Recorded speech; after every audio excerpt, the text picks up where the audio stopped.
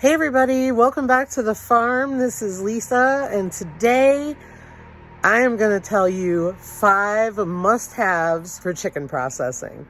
And at the end, we're going to show you our total pounds raised of meat chicken because we processed the rest of them. So come on along. Number 1, good, sharp knives. I've watched folks process chicken and their knives are not sharp. And Ryan is a knife connoisseur of sorts. And really, he is all about having at least these 4 knives out there. This one he uses for dispatching. And these here he uses for processing for different parts of the animal because he finds that these knives work the best. So have sharp knives.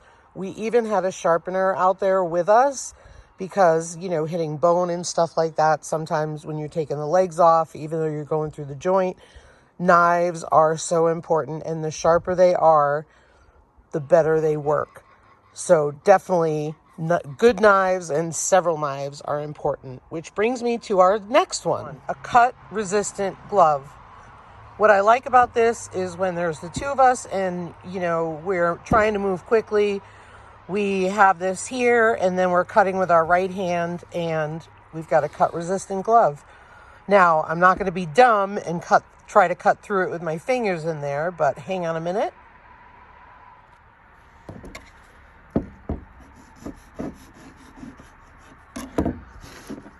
Now, I've intentionally tried to cut it and nothing happened.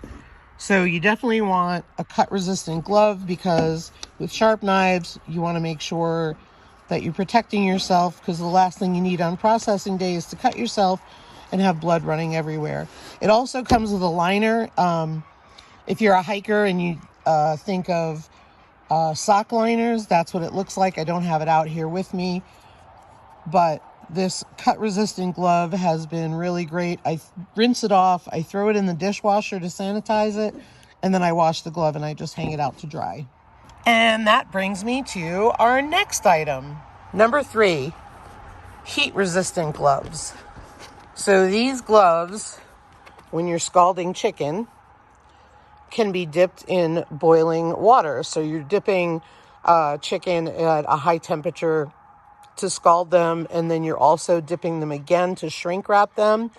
And obviously you don't want to go above the cuff of it, but you can stick your hands right in the water and not get burned. And again, we sanitize these and then I wash them.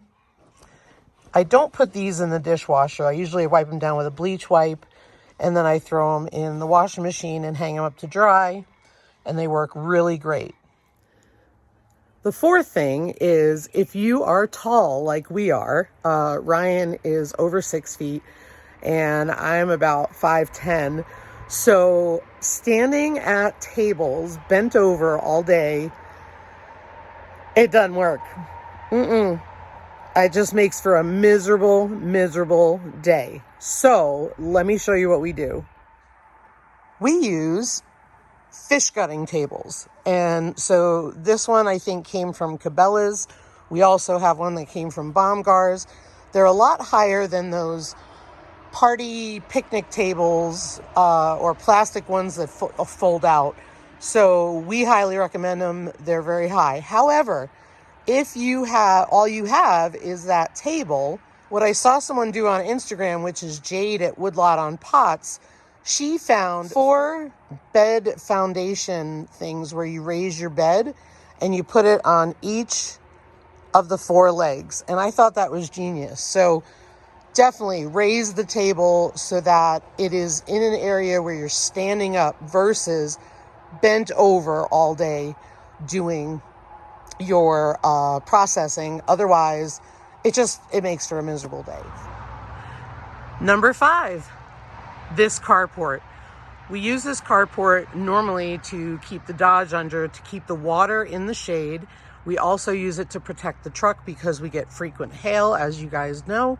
And so we pull the truck out.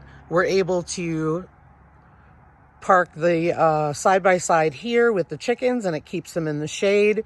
And then we are able to do all of our processing, whether it is in baking sun or if it's pouring rain.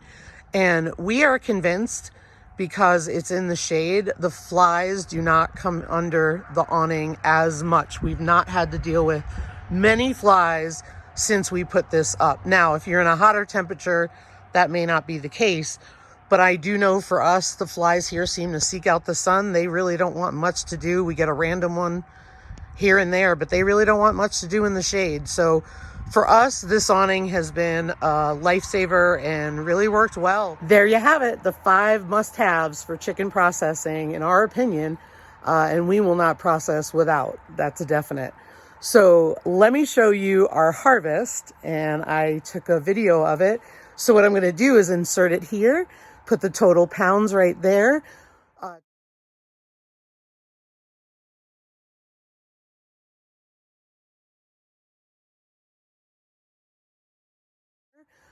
Two things that I did want to let you know about is we had 11 chickens. We ended up with 9. And what happened was, one was attempted to be mated by a meat rooster that was too large to do what it needed to do. And so what we suspect was it kept trying to mount her and caused a lot of blood on her head. And when the blood happened, chickens become cannibalistic. So we had to cull her, sadly. The other one was, we had one with an impacted crop. You know, their crops are huge walking around down there. When we took the feed away in the morning, she still had a very full crop. It also had some tumors in it. So we dispatched her and let her go because we did not feel that it was a good idea to eat the meat. So unfortunately, we did have to let her go as well. But we ended up with 9 birds. And because of the attack on the one, we decided to do all of them, even the smaller ones, because they just didn't seem to be growing. And it just wasn't worth feeding them if they're not going to keep growing. So all of the meat chickens are done. All we have left are turkeys and pheasants. And last thing about the small chickens are I think it was 3 of them. 2 of them had leg issues early on that we intervened and were able to correct. So we're really glad because they made it to harvesting day. So even though they're small, we'll take it. But overall, it was a great year. All right, guys, so there you have it. We may not be able to grow a lot of vegetable harvests, as you've seen from our channel to date anyway. I'm still hopeful. But we certainly can grow meat here on this 2-acre farm. So we're really proud of that. So that's really exciting. So no more grocery store meat for us.